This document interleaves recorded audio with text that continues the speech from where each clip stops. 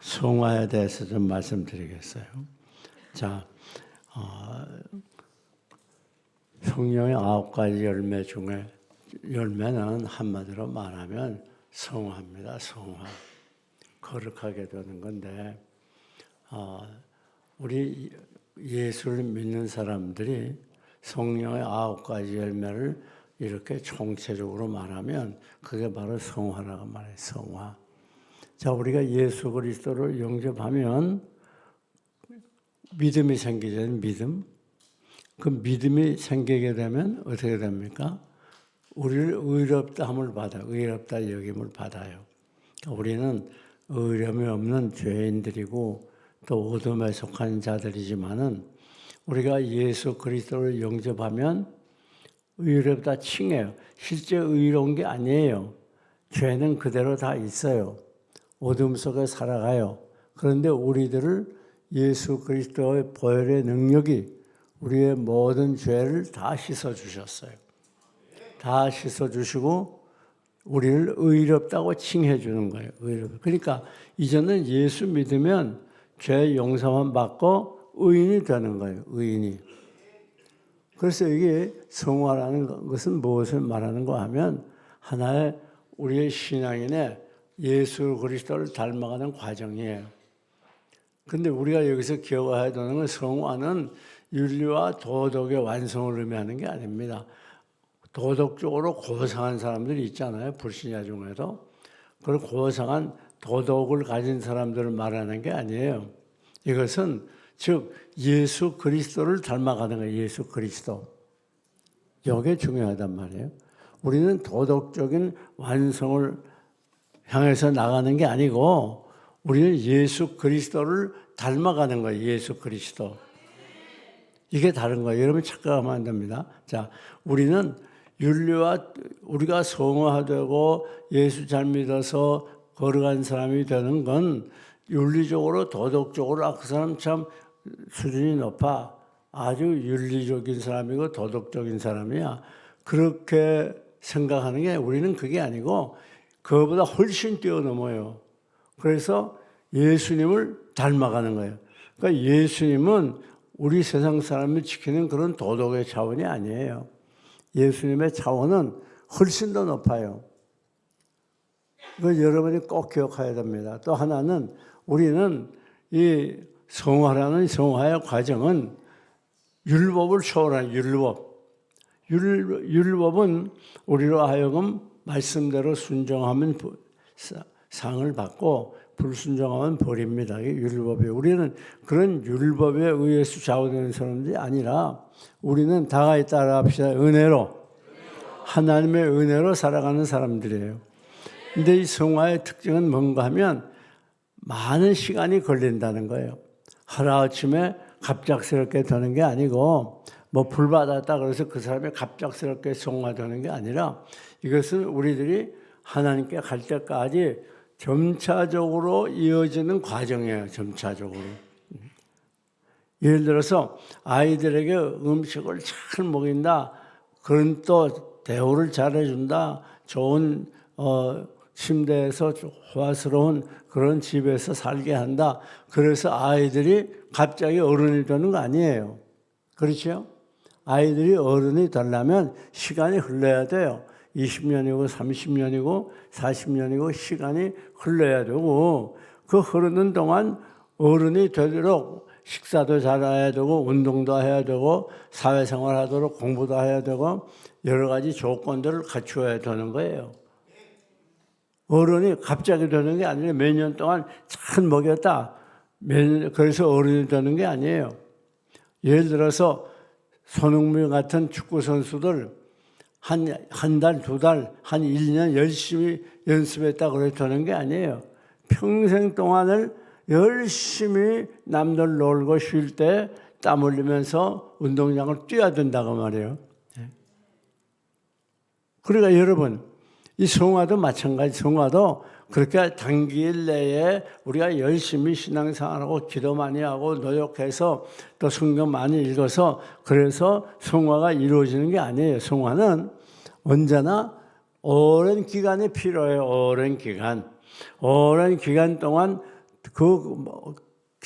오랜 기간을 두고 계속해서 기도하고 노력하고 또 경건하게 살려고 성경 읽고 말씀대로 순종하고 그러는 가운데 조금씩 예수님을 닮아가는 거예요. 조금씩 거룩해지는 거예요. 이게 완전히 다른. 그러니까 여러분들이 어떤 사람이 막 불 받았다, 은혜 많이 받았다, 그래갖고 열심히 있어 그 사람이 그래서 많이 달라졌으라고 착각하면 안 됩니다. 사람은 그렇게 빨리 변하는 게 아니에요. 사람은 서서히 예수 믿어도 오랜 기간 동안 서서히 변하는 거예요. 그러니까 우리는 사람에게 그렇게 급작스럽게 무엇을 기대하면 안 돼요. 언제까지 우리가 성화가 이루어지는가? 이 세상 떠날 때 그때 성화가 끝나는 거예요. 그리고 영원한 마음을 입는 거예요. 그러니까 우리의 성화라고 하는 건 단시일 내에 이루어지지 않는다는 거, 이걸 꼭 기억해야 됩니다.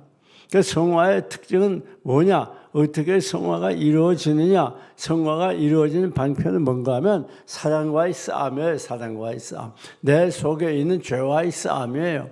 이 성화는 뭔가 하면 죄성을 깨트려 버리는 게 성화예요. 죄성.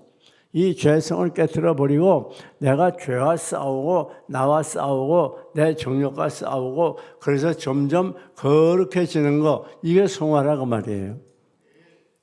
그래서 우리는 신앙생활의 목표가 뭡니까? 마태복음 5장 31절에 있는 것처럼 하늘 아버지 온전하신 같이 우리가 온전해져야 된다. 또 다른 데는 예수 그리스도의 분량까지 자라야 된다. 이 말이 다 무슨 말인가 하면 우리들이 예수님을 닮아가도록 노력해야 되는 거예요. 그게 바로 성화예요. 예수님을 닮아가도록. 그러니까 오늘날 많은 그리스도인들의 문제점은 어디 있는가 하면 예수를 오래 믿었는데 예수님을 닮지 못하는 거예요. 이게 문제란 말이에요.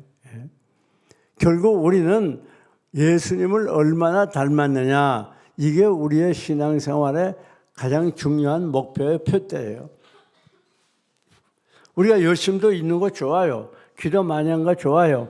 또 우리들이 예배 열심히 참석하고 봉사하는 거 좋아요. 그러나 중요한 것은 우리가 얼마나 예수님을 많이 닮았느냐, 이게 중요하다는 말이에요. 얼마나 예수님을 많이 닮았느냐, 그게 중요한 거예요.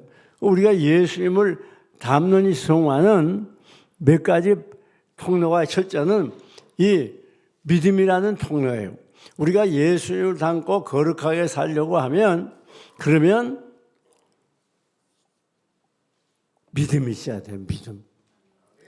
우리 그리스도인들은 믿음으로부터 출발하는, 믿음으로부터 예수 그리스도를 내가 구주로 영접하고 예수 그리스도 안에서 살도록 노력하고 믿음을 이 세상 살아가면서 여러 가지 환난 시련 부딪혀와도 낙심하지 아니하고 믿음으로 이기고 오히려 기뻐하고 감사하고 또 여러 가지 불편한 상황이 있어도 그걸 넉넉히 우리들이 긍정적인 믿음으로 승리해가고 정복해가는 그런 믿음이 바로 성화의 시작이에요. 성화의 시작. 뿐만 아닙니다. 이 믿음이 무너지면 예수님을 못 닮아요. 그러니까 우리가 예수님을 닮는다고 하는 건 믿음이 있는 만큼 예수님을 닮는. 그가 예수님을 닮으려면 그 믿음이 어느 정도인가 그걸 봐야 된단 말이에요. 믿음이 있는 만큼 우리가 주님을 닮아가고 거룩한 삶을 살게 되는 거예요. 그래서 그의 이 삶을 봐서 그의 믿음이 어떤가 알 수 있잖아요. 그 야고보서라고 그러지 않았습니까? 믿음이 행함과 함께 일하고 행함은 믿음과 함께 일한다. 그게 무슨 말입니까? 즉 우리가 믿음이 있다면 내가 행함으로 믿음을 보이라 그랬어요. 보이라. 그러니까 믿음이 있으면 그가 행함이 따라와야 그 믿음이 증명되는 거예요. 그런 사람들 한국에 상당수 있잖아요. 열심히 있어요, 남보다. 열심히 있을 뿐 아니라 또 아주 모범적으로 봉사해요. 예배도 빠지지 않아요. 온갖 예배에 다 참석해요. 기도도 많이 하는 것 같아요. 성경도 많이 알아요. 그런데 이상한 것은 행동이 따라주지 않는 사람들. 행동이 엉망이래요. 개차반이. 그래가지고 불신자들에게 손가락질 받고 없으임 당하고 그런 경우들이 얼마나 많이 있는지 몰라요. 그럼 무슨 말인가 하면 오늘 우리들의 신앙의 목표가 무엇이 되어야 되느냐?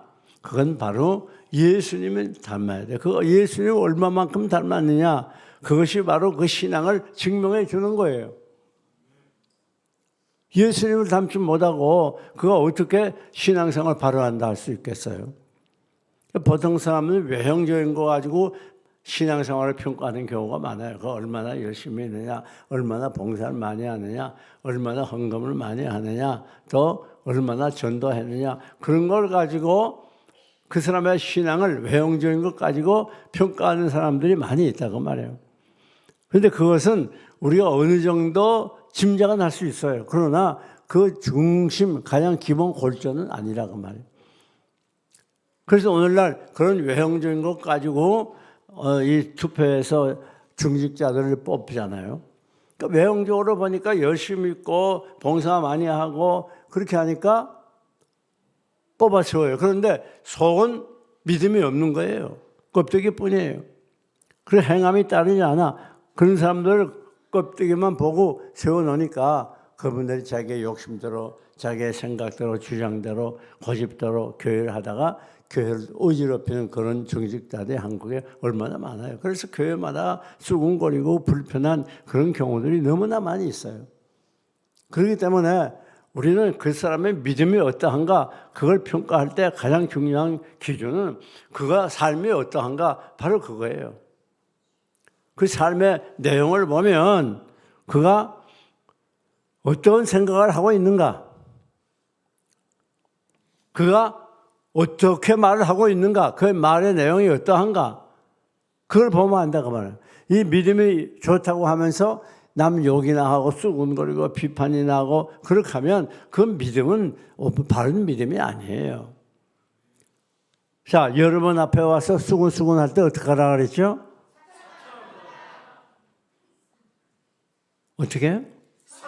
사탄아 물러가라. 그러니까 왜 그런가 하면 이 수군거린다는 자체는 교회를 깨는 거예요. 그 자체가. 왜? 마귀가 가장 많이 사용하는 도구, 교회를 무너뜨리는데 많이 사용하는 도구가 수군거리고 비방하게 하는 거예요. 그래서 우리가 참 조심해야 돼요. 그건 사탄의 역사예요. 그러니까 우리의 믿음이라고 하는 건 뭘 보면 알아요. 교회 말하는 거 보면 알아요. 예수 믿는다니 뭐 교회 나오면 열심히 있는데 말하는 건 밤낮 누구 비판이나 하고 불평이나 하고 원수 몇 개나 잘하고 남 욕이나 하고 고함이나 지르고 그건 그 믿음이 좋지 않다는 증거예요. 우리의 믿음은 언제라도 그가 어떻게 생각하느냐, 무엇을 생각하느냐, 또 그가 어떻게 말하느냐, 무슨 말을 하느냐, 또 그가 어떻게 행동하느냐, 그걸 보면 뭘 할 수 있어요? 믿음을 할 수 있어요. 근데 왜 오늘 우리가 믿는데 그렇게 삶이 따르지 않느냐? 오히려 불신자보다 더 악한 경우가 허다하다. 왜 그런가? 더 이기적이고 더 이권 문제에서는 더 철저하게 자기 중심적이고 양보할 줄 모르고 그거 왜 그런가? 그 믿음이 죽은 믿음이에요. 영혼이 없는 몸이 죽은 것 같이 행함이 없는 믿음은 그 자체가 죽은 것이에요. 그러니까 믿음도 죽은 믿음이 있고 살아있는 믿음이 있어요. 죽은 믿음은 뭐냐? 행하지 못해요. 힘이 없어 죽었으니까. 믿음이 죽었어요. 그러니까 죽은 믿음으로 행할 수가 없어요. 그 살아있는 믿음, 능력 있는 믿음은 그것이 행함으로 따라오는 거예요. 그게. 그 믿음으로 말하게 되고 믿음으로 생각하게 되고 믿음으로 행동하게 되고 할렐루야! 그 믿음과 행위라는 건 떼려야 뗄 수 없는 거예요. 그래서 오늘 우리가 예수님을 닮아간다, 성화가 된다고 하는 건 무엇을 가르치는가 하면 우리들이 예수님을 닮아가는 걸 말해요. 예, 그 무엇인가? 무엇으로? 믿음으로. 그 살아있는 믿음은 삶이 달라요. 이 예수 믿어 믿음이다 병들고 믿음이 죽어버렸어요. 그래서 믿음이 힘을 못 써요. 믿음이 있긴 있는데. 그래서 사도 바울이 뭐라고 그랬죠? 마지막에 디모데전서 6장을 보면 내가 달려갈 길 마치고 무엇을 지켜서 믿음을 지켰으니. 믿음을 지켰으니. 무슨 말인가 하면 이 믿음은 지켜야 돼요. 여러분 보물 같은 거, 돈 같은 거 도둑이 와서 도둑질하는 경우가 많잖아요. 왜요? 귀한 것이니까. 귀한 것은 반드시 도둑놈이 따르게 마련이란 말이에요. 그러니까 믿음은 가장 귀한 것이기 때문에 이 마귀라는 놈이 이걸 뺏어가려고 얼마나 공격이었는지 몰라요. 그래서 이 고린도전서 15장 31절을 보면 경고하여 흔들리지 말고 그리고 경고하여 흔들리니까 어떤 경우에도 우리들이 예수님 오실 날이 가까워오게 되면 우리의 믿음을 뺏어가고 무너뜨리는 그런 사단의 역사가 많다고 말이에요. 그런 거를 믿음을 잘 지켜야 돼요. 우리 믿음이 약해지지 않도록, 우리 믿음이 병들지 않도록, 우리 믿음이 죽지 않도록 우리가 믿음을 잘 지켜야 되는데 그 믿음을 잘 지키는 방법이 뭐냐? 그게 바로 기도예요. 기도. 그게 말씀이에요. 그게 예배예요. 할렐루야! 믿음이 약한 게 뭐예요? 행함이 없는 거예요. 죽은 믿음이 뭡니까? 살았다는 이름은 있으나 죽은 믿음, 그건 바로 행함이 없는 믿음이에요. 다음, 예수님을 닮아간다는 건 뭔가 하면 바로 소망을 가르쳐요. 소망. 우리가 예수님을 닮는다는 건 하늘나라의 소망을 두고 살아가는 거예요. 우리가 이 세상에 살면서 꼭 기억해야 돼요. 이 세상에 살면서 우리는 이것에서 살다 끝나는 존재들이 아니에요. 여기는 우리가 잠시 거처하는 거예요. 잠시. 즉 여행 온 거와 똑같다 그 말이에요. 이제 우리가 잠시 동안 살다가 이 세상 떠나게 되면 어디로 가요? 천국으로 가요. 그런데 이 천국의 소망이 오늘 현대인들이 너무 없어요.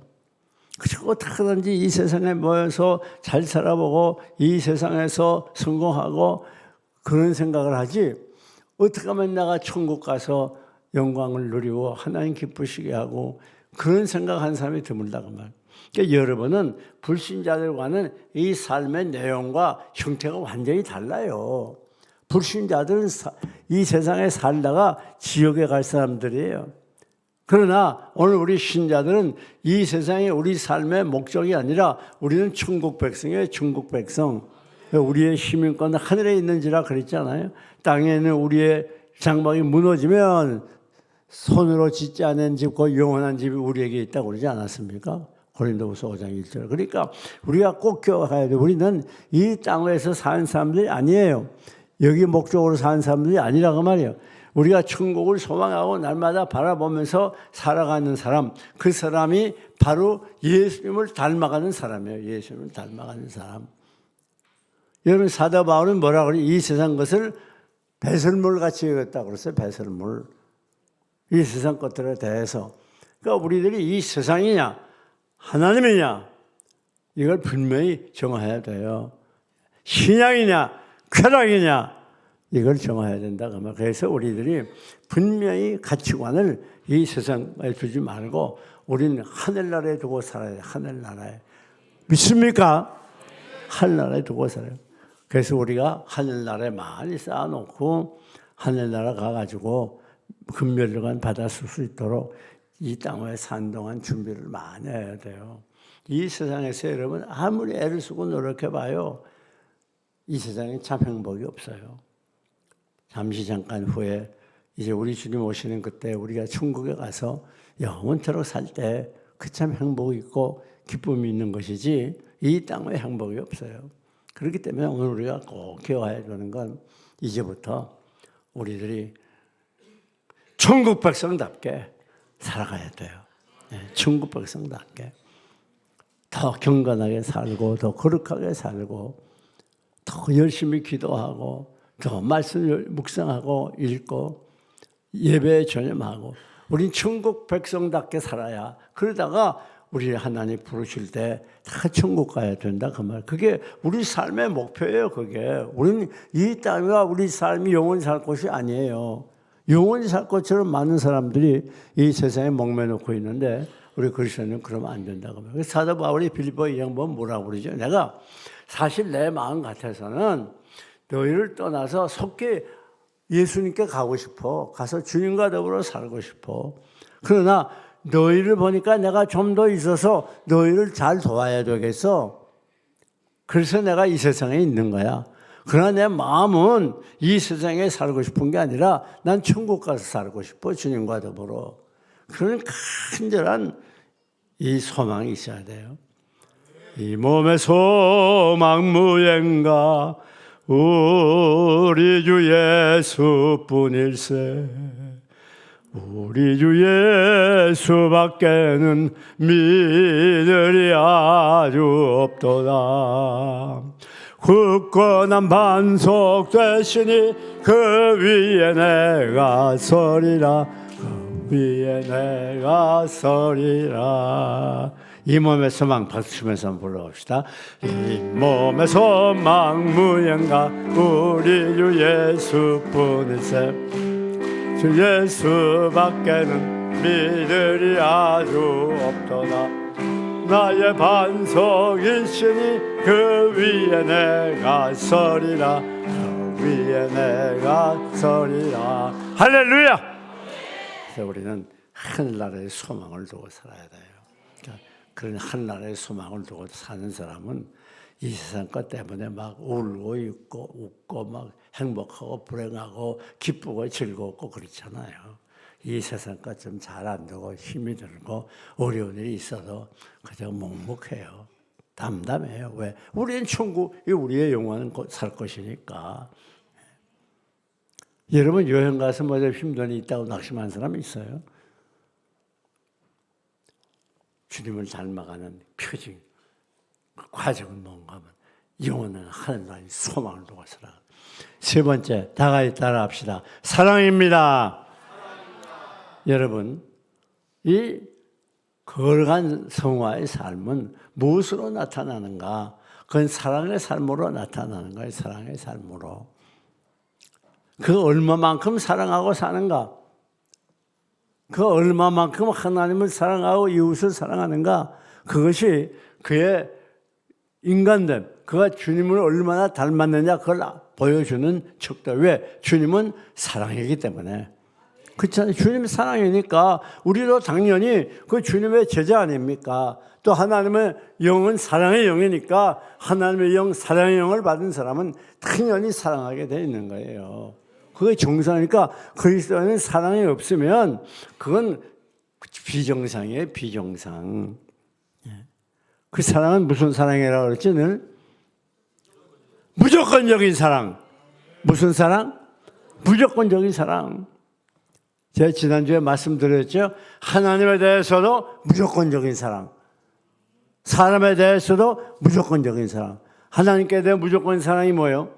우리가 잘 안 되고 문제가 생겨 시련에 부딪혀도 우리들이 무조건 하나님 사랑하는 거예요. 그 조건 보고 사랑하는 게 아니에요. 조건 보고 사랑하는 걸 뭐라고 합니까? 기복주의라고 해요. 기복주의. 예? 우리는 잘 되면 잘 믿고 열심히 생활하고 감사할 일이 있으면 좋아하고 그런 사람들이 아니에요.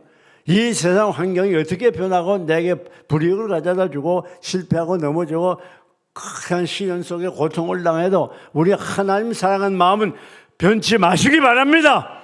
하나님 사랑하는 마음 변하면 안 돼요. 우리는 영원토록. 왜? 무조건적인 사랑. 왜? 우리 하나님이 우리를 무조건 사랑해 줬기 때문에.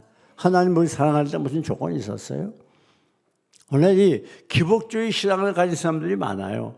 그래서 뭐가 잘 되고 기도 응답되고 길이 열리고 아이들이 대학교 들어가고 그러면 막 좋아가지고 감사하고 헌금 막 도둑이 드리고 좀 어려운 일 있고 그러면 낙심해가지고 하나님 원망하고 교회 나온다 안 나온다 하고 그런 사람들 많아요 지금. 그게 뭐예요? 기복주의예요. 기복주의. 우리는 세상 종교와 다른 점이 바로 그거예요. 우리 하나님을 사랑하되 무조건적인 사랑. 사람 사랑하되 사람도 무조건적인 사랑. 나에게 어떻게 해주든 건 관계없이 계속해서 사랑하는 거예요. 계속해서. 그건 어떻게 그렇게 할 수 있어요? 따라 합시다. 하나님의 은혜로. 은혜를 받아야. 성령을 받아야. 그리고 나도 노력해야 돼요. 나도 노력해야 돼요. 그래서 우리들이 어떻게 우리가 주님을 닮아가네. 얼마나 주님을 닮아간 줄 아느냐? 그 척다가 뭐예요? 살아가는 거 보면 알아요. 뭐 조금만 이라도 화가 나서 팔팔거리면 그나저까지 주님 닮아가려면 멀었어요. 그거는. 주님이 얼마나 잘 참았습니까? 침 뱉음 당하고 욕을 먹고 가룟 유다가 배신하고 예수님을 팔고 베드로 3번씩이나 예수님 부인하도 예수님은 그대로 꾸짖지 않았잖아요. 그러니까 우리가 참 주님을 닮아야 돼요. 난 제가 제일 안타까운 게 뭔가 하면 이 교인들 간에 서로 어떻게 하다 출합을 있어가지고 그걸 용서하지 못해서 막 그 때문에 괴로워하고 싸움하고 그러다가 교회를 떠나는 그런 걸 보면요. 속이 터져요, 진짜. 어떻게 그렇게 내가 사랑에 대해서 설교를 많이 했는데 왜 이렇게 변화간대요? 여러분, 교회는 다른 세상 모든 단체보다 가장 다양한 공동체입니다. 여기 남녀노소 빈부귀천 다 모여있잖아요, 여기. 예. 지식적으로 다 각종의 지식관 다 모여있잖아요. 그러니까 이렇게 다양한 공동체가 없어요. 그리고 더군다나 안 그렇더라도 2사람 이상 모이면 거긴 갈등이 있는 거예요, 사람은. 그러니까 부부간에도 늘 싸우는 게 그래서 그런 거예요. 그런데 당연히 문제가 있죠. 그거 좀 나하고 문제가 있어가지고 나 미워한다, 힘들게 한다. 그래서 그것 때문에 막 상처를 받아가지고 용서를 못해가지고 막 미워서 쩔쩔매고 그러다가 결국은 다른 데로 가고 다른 데 가면요 더 독한 사람 만나요. 두고 말하고. 예? 그렇습니다. 더 독한 사람 만나요. 왜 그런 거면 우리는 다 죄인이기 때문에 어쩔 수 없어요. 그거 아무리 기도 많이 하고 아무리 노력 많이 하고 아무리 성경 많이 읽어도 한계가 있는 거예요. 그리고 실수할 때가 있어요. 실수할 때. 다 냄새가 나요. 냄새. 더러운 냄새가 난다고 말이에요. 그러니까 그럴 때 그걸 품고 이해하고 사랑해 주는 게 기독교인이지. 예? 난 그런 사람들 가끔 아주 속이 터져요. 그렇게 사랑에 대해서 얘기를 많이 했는데 그걸 용서를 안 해? 그래서 여러분이 꼭 기억해. 우리가 주님 닮는다는 건 뭘 말하느냐? 어떻게 알 수 있느냐? 주님 닮는 방법이 뭐냐? 사랑하는 거예요, 사랑. 그가 사랑하는 정도를 보면 알아요. 어디서 먼저 사랑하자고요? 집에서 먼저 사랑해, 집에서. 싸움 질러 하지 말고 집에서 먼저 사랑해야 돼요. 가정이 우리에게 가장 중요한 훈련장입니다. 훈련장. 그래서 가정에서 잘 훈련받아야 돼요. 그러니까 여러분, 내 배우자가 나에게 잘하기를 바라지 말아요. 왜? 잘 못하는 게 정상이에요. 잘하면 내가 훈련 못 받아. 그러니까 잘 못하는 게 정상이에요. 잘 못하는 게. 왜? 하나님 나를 훈련시키려고 그렇게 하는 거예요. 그러니까 그렇게 잘 못할 때 그때 훈련을 잘 받아야 반발하지 말고. 예? 한 사람만 아멘 하면요. 다른 사람은. 여러분 배우자가 잘하면 훈련 받겠어요? 훈련 안 되지. 자꾸 힘들게 하니까 훈련이 되는 그게. 근데 그때 감사하고 훈련 잘 받고 고맙다고 그러고 나한테 이렇게 고함 질러서 감사합니다. 나에게 인내심을 길러서 감사합니다. 시간이 많이 가서 줄입니다. 꼭 기억하세요. 예수님을 닮아가는 이게 우리 삶의 목적이에요. 이걸 성화라 그래요. 그 예수님을 닮아가려면 가장 특별한 분명한 특징이 뭐예요? 첫째는 믿음, 다음엔 소망, 사랑이에요. 우리 모두 이렇게 열심히 신앙생활을 해서 꼭 주님을 닮아가시기를 주님의 이름으로 축원합니다. 축원합니다.